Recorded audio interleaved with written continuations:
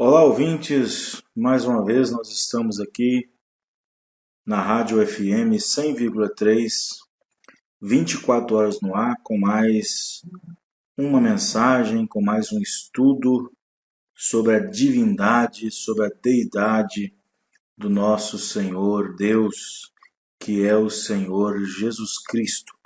Estamos aqui para mais um estudo, para mais uma porção da palavra na qual Deus tem nos dado o privilégio neste último dia de ter no nosso coração, na nossa alma, esta fé revelada, esta fé manifestada nesses últimos dias através de uma mensagem profética, uma mensagem que para o mundo é desconhecida, para o mundo religioso também, mas que é conhecida para os filhos e filhas de Deus nesta última hora, nesta última era, a chamada era de Laodiceia, na qual nós estamos vivendo, no qual Deus, com sua infinita graça, havia prometido que, bem nesses últimos dias, antes da sua segunda vinda, manifestaria entre nós novamente o ministério de Elias para converter o coração dos filhos de volta aos pais, isto é, converter o coração dos filhos deste dia na fé aos pais da igreja primitiva, da igreja que começou no dia de Pentecostes, envolvendo novamente a igreja na originalidade da doutrina da Bíblia, da doutrina dos apóstolos, crendo na mesma forma, entendendo da mesma maneira, concebendo da mesma maneira, atuando da mesma forma, batizando da mesma maneira que os apóstolos batizaram, crendo em Deus da mesma forma que os apóstolos criam, tomando uma santa ceia da mesma forma que os apóstolos tomavam, posicionando a mulher no seu lugar como a igreja apostólica fazia. Enfim, uma série de situações e posições doutrinárias nas quais tenha sido restaurado nesses últimos dias através da mensagem de um profeta, cujo ministério de Elias estava sobre ele e cujo ministério também manifestou nesta última era o sétimo anjo de Apocalipse 10:7, na qual esse ministério esteve em um homem nesta terra chamado William Marion Branham. Pois bem, amados ouvintes e irmãos que estão acompanhando conosco esta série de mensagens sobre Deus, sobre sua divindade, sua existência, sobre sua bondade, sua misericórdia revelada aos seus filhos. Nós vamos recapitular um pouco sobre o que nós passamos no último estudo. Nós falamos sobre a afirmação direta de Deus no princípio da Bíblia, quando ele já se posiciona em Gênesis afirmando ser o Criador dos céus e da terra.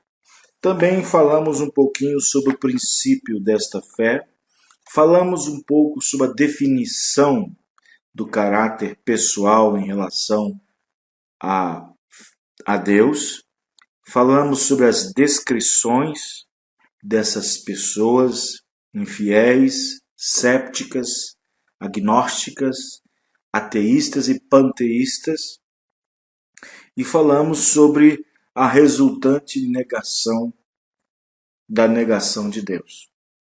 Creio que na primeira parte foi de grande ajuda para os nossos ouvintes e irmãos que estão acompanhando conosco.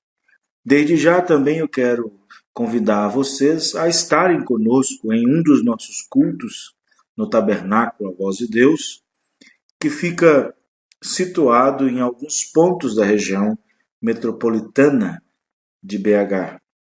E na nossa própria vinheta, onde passamos os endereços, vocês estejam atentos, anotem o endereço e assim venha fazer uma visita, contamos com sua visita, venha ouvir a palavra de Deus, está conosco adorando esse Deus que nós cremos, esse Deus criador de todas as coisas, na qual nós estamos fazendo menção dele nesses estudos aqui na Rádio FM 100,3.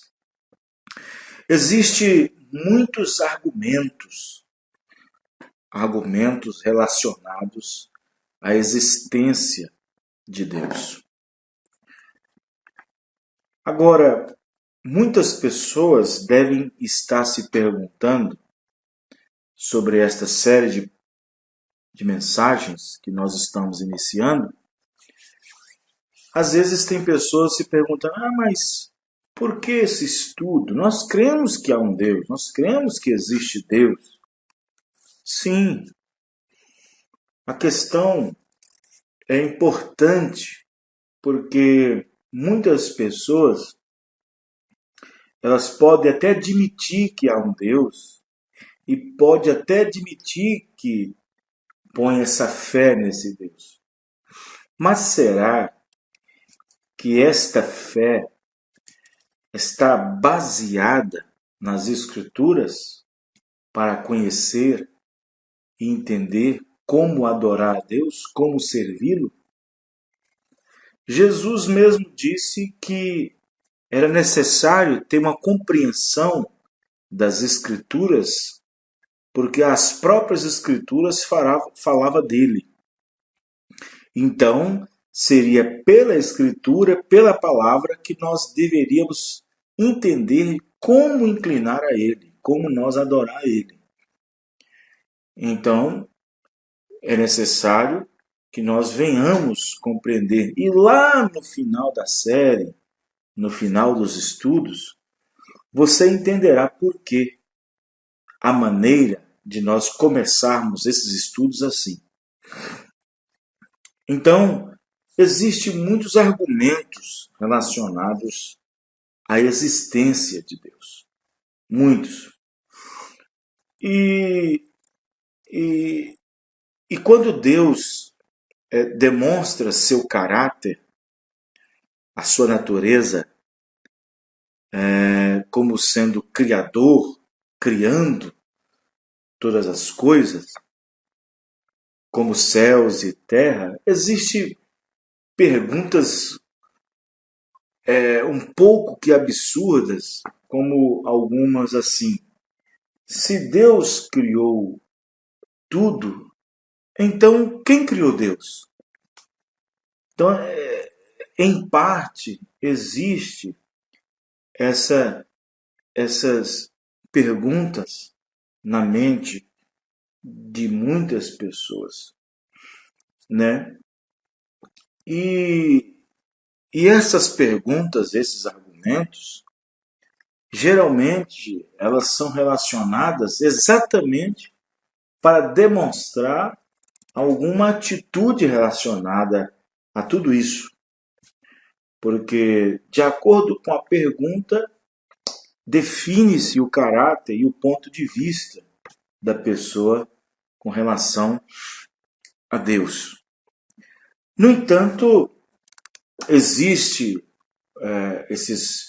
essas teorias sobre a criação, sobre tudo que existe, sobre o universo, sobre nossa existência aqui na Terra. E existem várias linhas, né? Umas acreditam que tudo foi aleatório, outras acreditam num conjunto de fatores, como no caso um encontro de várias células, de uma combinação de moléculas, de outras coisas, que foi biodegradando, que foi se criando mutações, até chegar numa performance que nós estamos agora nela vivendo. E outros dizem que são outras formas na qual existimos. Mas, na verdade, a criação, o próprio Deus, a sua criação por sua criação. Isso quer dizer que Deus é existente por si mesmo. Isso é difícil para a mente humana compreender que Deus é autoexistente de si mesmo. Isto é, ele criou a si mesmo, ele auto se existiu por si próprio. Então, isto fica difícil na mente de muitas pessoas, porque quando Deus atribui a ele certos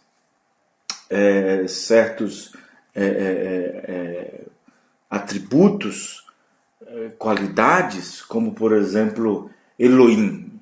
O Elohim, quando Deus aparece como Criador, como Senhor Criador, ele aparece com uma natureza pluralística na sua detenção. Isso quer dizer que Elohim, aparecendo na criação, define que ele era existente de si mesmo. E dentro dele estava todos aqueles atributos, aquelas naturezas, a paternidade. Dentro dele havia méritos diferentes, tais como Salvador, curador, juiz, advogado, sustentador. Tudo isso estava em Deus, e Deus era existente de si mesmo. Ninguém criou Deus a não ser que ele tenha vindo por si mesmo. E muitos cépticos, muitos ateístas, modernistas, eles atentam para o pudor da mente das pessoas ao ponto de definir que Deus é um produto da criação imaginária do homem. Essas pessoas, elas atravessam a si mesmo o senso lógico comum da racionalidade. Então, muitos cépticos, muitos incrédulos, eles definem que Deus ele é um produto de uma criação da imagem das pessoas para que elas possam se assegurar em alguma coisa, para que elas possam se certificar ou se assegurar, ter como amuleto alguma coisa. Mas na verdade não. Deus não é um produto de criação imaginária. Não. Deus não é um mito. Deus não é uma história contada. Deus é uma realidade. Deus é uma realidade. E pelo fato de sua realidade é que nós existimos. Por ele ser real é que nós viemos a realizar-se, viemos a existir. Porque foi através dele, por ele, para ele, que tudo existe. E através do seu poder sustenta todas essas coisas através da palavra, do seu poder. Então, todos esses méritos diferentes, atributos, estavam todos dentro dele. E por isso que Deus é o autoexistente de si mesmo, na qual criou-se a si próprio, a si mesmo. Ninguém, além de Deus, tem o poder de si mesmo criar-se a si mesmo. Mas Deus, esse Deus, tão poderoso, que a si mesmo criou-se, a si mesmo existiu-se, a si mesmo deu-se a conhecer. Ele é existente por si próprio, por si mesmo, pois esse foi o desejo de Deus. Então, existem muitos argumentos relacionados à existência de Deus. O fato de que em todas as partes do universo, por exemplo, os argumentos, por exemplo, um dos argumentos sobre a universalidade da crença. Existe uma crença universal da existência de Deus, na qual torna-se o fato de que em todas as partes do universo os homens creem em Deus. É um forte argumento em favor desta verdade. Esta crença universal advém do fato de que o homem nasce com esta crença. Volto a repetir o que nós dissemos no estudo passado, que o homem ele tem uma entidade espiritual dentro dele chamado de alma. E esta alma, ela não é concebida aqui da terra. É Deus que a coloca no homem para revelar naquele homem sua natureza. E por ter essa natureza, por ter uma alma, ela se inclinará para qualquer tipo de adoração, desde que ela não entenda a verdadeira adoração a ser inclinada. Então existe esse argumento, essa crença da existência de Deus numa universalidade, isto é, esta crença ela aponta o fato, apoia o fato de que todo homem nasce com esta crença. Existem outros argumentos também, que são os argumentos cosmológicos, que de fato eles dizem que existe uma razão para tudo. Existe uma razão para tudo. E na verdade, existe sim uma razão para tudo, assim como para tudo que acontece, não acontece de qualquer forma e não acontece por acaso. Então, há uma razão para tudo. Há uma razão para a morte, há uma razão para a vida, há uma razão para a perda, há uma razão para o ganho. Então, há uma razão para tudo. Tudo tem um propósito, tudo tem uma inclinação, tudo é regido por Deus por meio de um objetivo, de um motivo.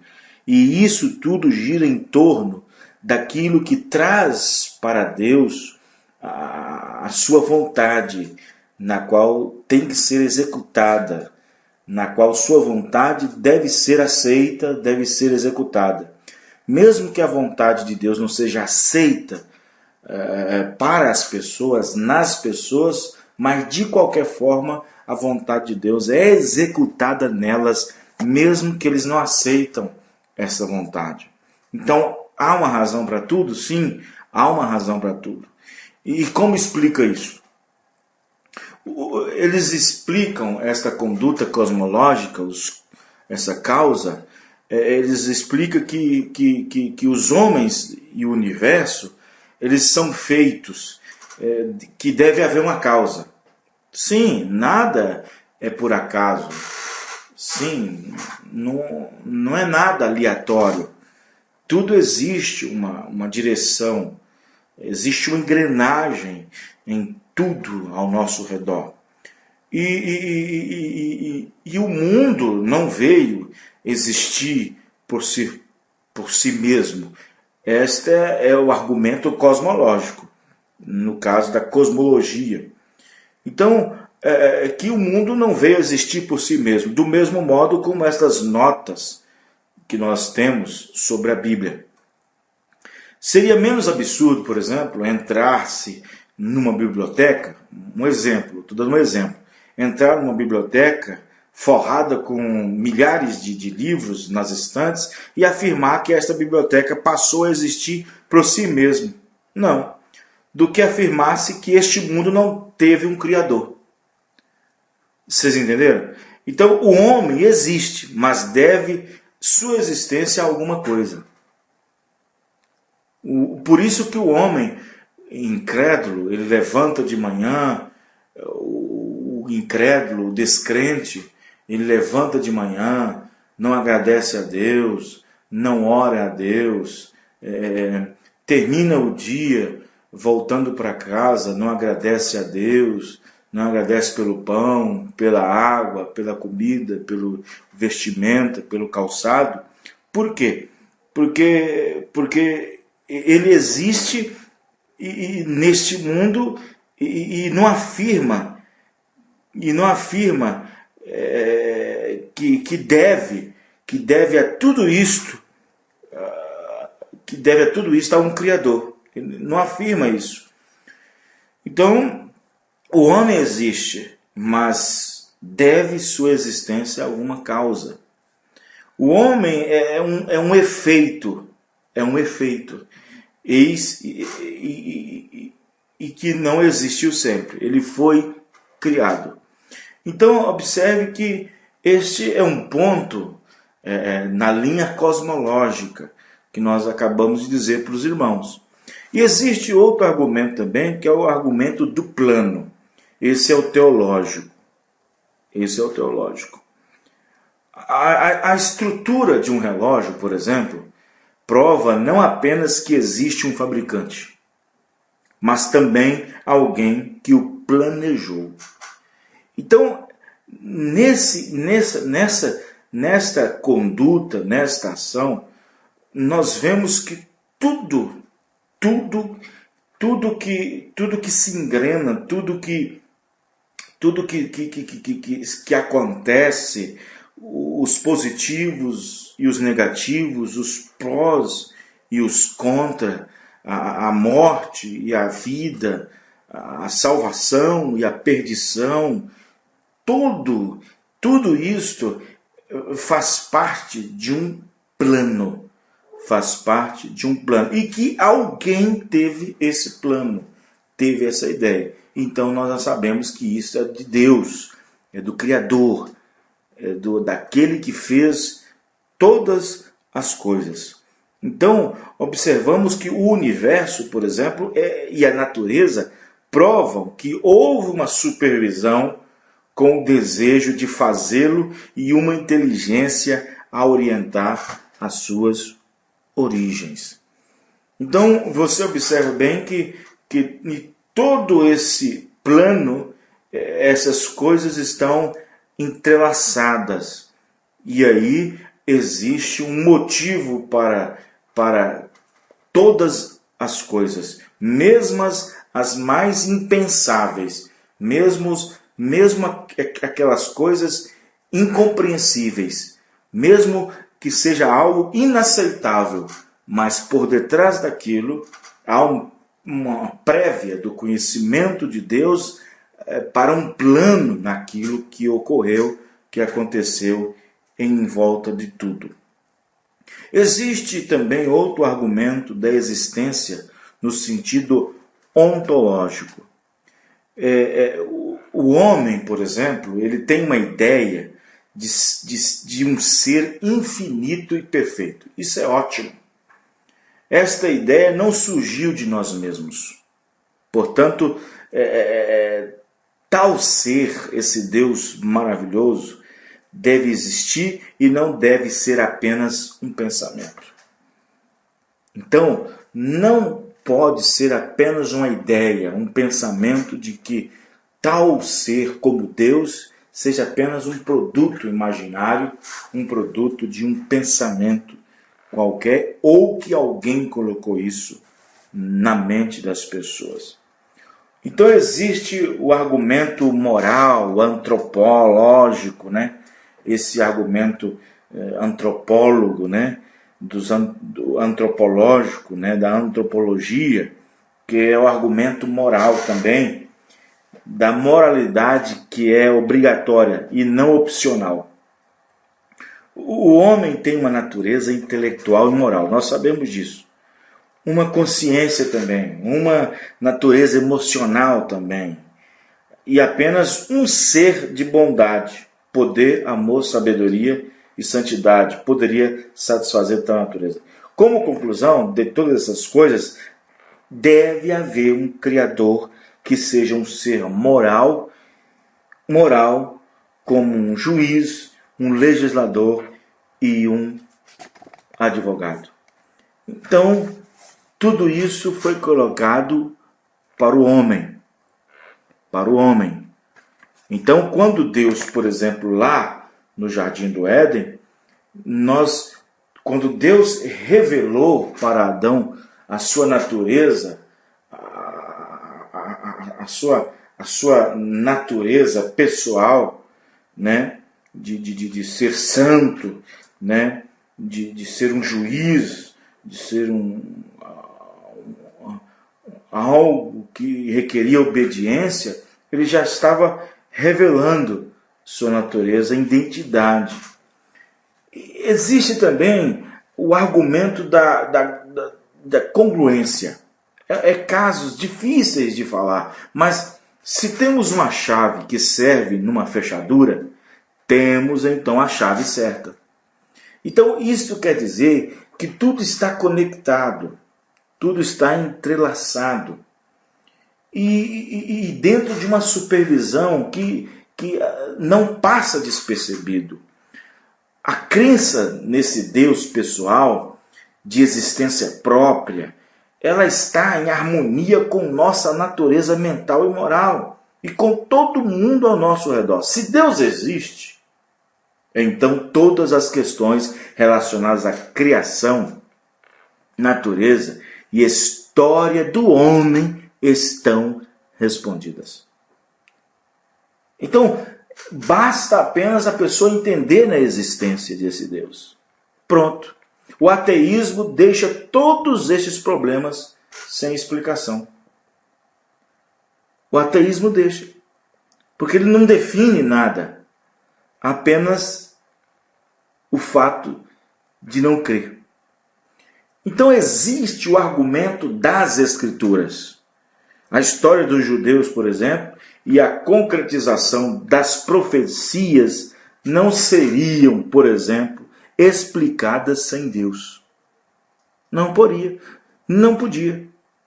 Os argumentos que nós citamos, os lógicos e todos os razoáveis, no entanto, é a opinião do autor. E que argumento seguinte é? Sem dúvida alguma, o mais efetivo. A maioria dos argumentos sobre Deus, ela leva para uma razão ou leva para a lógica. E isto não reforça nenhuma ideia de fé. A fé é o firme fundamento, diz a Bíblia. É o firme fundamento das coisas que não se veem. Então, como que você pode ter lógica disso? Ou uma razão para isso? Então, o argumento da experiência pessoal. Esse é um ponto-chave. É um ponto-chave da argumentação da experiência pessoal, no qual a pessoa tem com Deus, passa-se com Deus, mas que o outro não passa. E por não passar por ele, ele ainda tem a incerteza dessa fé. Por isso que, às vezes, quando uma pessoa, um cristão está doente, um crente está doente, e ali ele vai e procura um médico. E o médico vai e examina e o médico descobre, então, no caso do crente não saber até então, descobre que ele está com uma doença terrível, uma doença talvez incurável. E então esse paciente, esse crente, volta para casa e vai para a igreja e busca Deus e tem a fé na palavra, e tem fé que vai ser curado, e tem fé que vai ser, que vai ser livre daquilo, e de repente a sua fé atinge o nível de cura, e ele então é curado. E aí ele volta lá naquele médico para outro retorno. E o médico, diante de uma situação clara, evidente, de cura, mesmo assim não aceita a hipótese de que um milagre, de que apenas um Deus, esse Deus invisível, na qual nós falamos da sua existência, é que pode fazer. Ou seja, tal pessoa teve uma experiência pessoal de que, de fato, Deus operou na sua vida. E enquanto que a outra, pelo fato razoável de uma opinião, não teve essa experiência. E por isso não apoia a ideia. Então, muitos médicos chegam até a dizer, foi um milagre e tal, mas só fica nisso. Então observe que o argumento da experiência pessoal é muito importante também para que na vida de uma pessoa que creia em Deus tenha experimentado, seja no corpo, no espírito, na alma, uma bondade, uma consequência divina em sua vida, provando a existência dele. Todos os cristãos, eles podem testemunhar muitas experiências que tiveram com um Deus pessoal e vivente. Esta é uma prova suficiente de que Deus vive. Essas experiências podem ser divididas em pontos principais, em categorias, em grupos. Por exemplo, responder à oração, responder a um pedido. O fato do homem orar, das orações serem respondidas, é a prova da existência de Deus.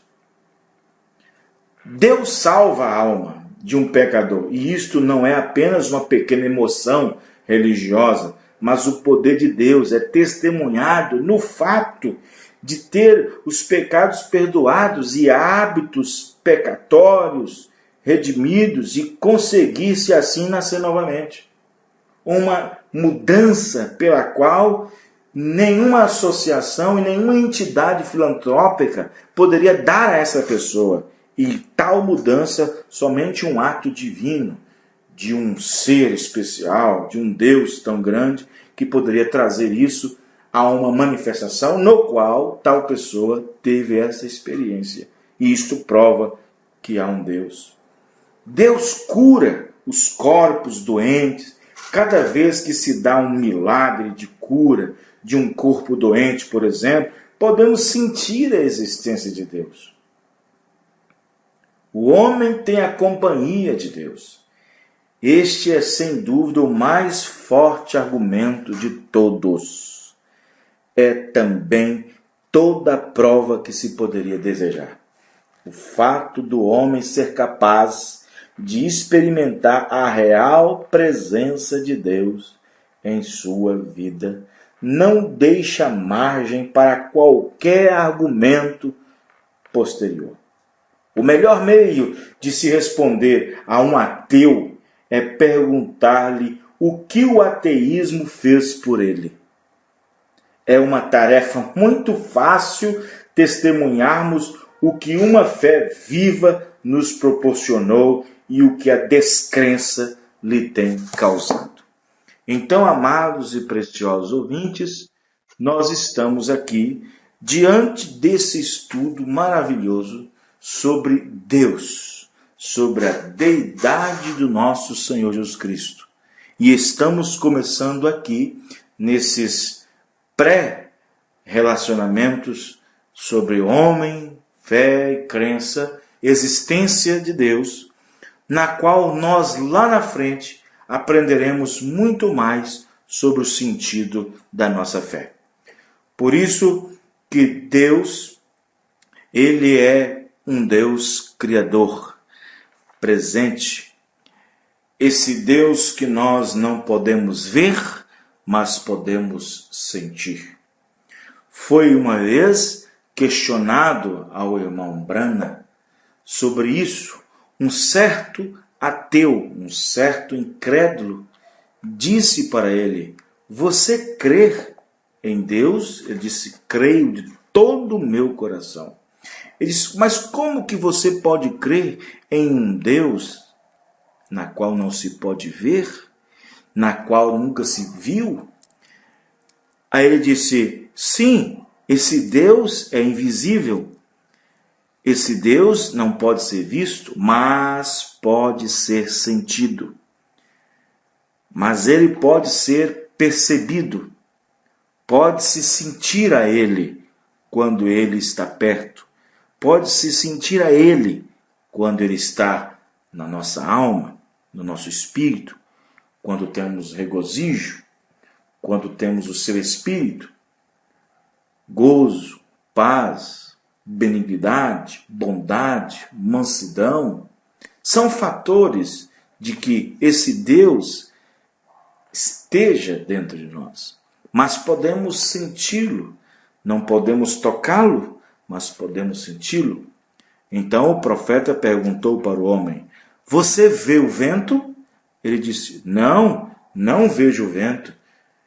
Mas o profeta disse: mas você pode senti-lo, não pode? Ele disse: sim, eu posso sentir. Aí está. Vê? O profeta respondeu: é assim que eu me sinto em relação a Deus. Todavia, eu não posso vê-lo, mas ele está aí. Todavia, estando aí, eu posso senti-lo, posso prová-lo. Então, muitas pessoas, eles não conseguem entender esses aspectos de Deus na vida do homem, de como Deus se manifesta para ele e torna visível e conhecido a ele. Por isso, Deus ainda continua se ocultando para o incrédulo e duvidoso, mas se revelando para o crente, para o que crê, para aquele que crê. Que Deus abençoe todos vocês, nossos ouvintes e irmãos, que Deus abençoe seu lar, sua família, e que continue a nos ouvir, continue acompanhando os estudos. Que Deus abençoe você e sua família, no nome do Senhor Jesus Cristo. E venha fazer uma visita ao nosso tabernáculo, a Voz de Deus, aqui em Sarzedo e em outras regiões, diante do quadro de horários pela qual passa nessa rádio os endereços. Quando os endereços forem falados na programação, anote, faça-nos uma visita. Você será bem-vindo a ouvir a palavra de Deus e termos um companheirismo junto com a palavra. Que Deus abençoe você no nome do Senhor Jesus. Amém.